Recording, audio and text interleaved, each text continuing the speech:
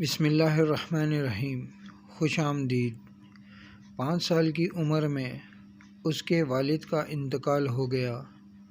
16 سال کی عمر میں اس نے اسکول چھوڑ دیا۔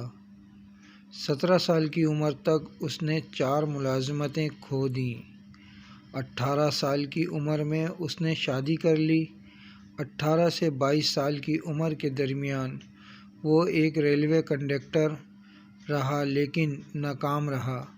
19 سال کی عمر میں وہ باپ بن گیا۔ 20 سال کی عمر میں اس کی بیوی نے اسے چھوڑ دیا اور بیٹی کو لے گئی۔ وہ فوج میں شامل ہوا لیکن نکال دیا گیا۔ اس نے قانون کی پڑھائی کے لیے درخواست دی لیکن اسے مسترد کر دیا گیا۔ وہ ایک انشورنس سیلز مین بن گیا لیکن ایک بار پھر ناکام ہوا۔ وہ ایک چھوٹے سے کیفے میں ایک باورچی اور بیرا بن گیا۔ اس نے اپنی بیٹی کو اغوا کرنے کی ناکام کوشش کی لیکن آخر کار وہ اپنی بیوی اور بیٹی کو گھر واپس لانے میں کامیاب ہو گیا۔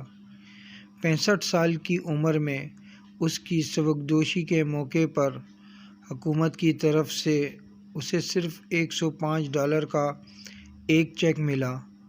اسے لگا حکومت اس چیک کے ذریعے اسے ایک نااہل انسان ثابت کرنا چاہتی ہے۔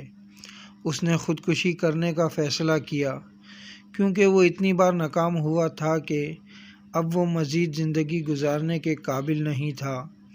وہ اپنی وصیت لکھنے ایک درخت کے نیچے بیٹھ گیا۔ لیکن وصیت لکھنے کی بجائے اس نے یہ لکھا کہ زندگی میں اس نے کس کام میں مہارت حاصل کی۔ اس نے لکھا کہ وہ صرف ایک کام دوسروں کے مقابلے میں بہتر کر سکتا ہے اور وہ ہے کھانا پکانا۔ تو اس نے اپنے چیک کے عوض $87 ادھار لیے اور کچھ چکن خریدا۔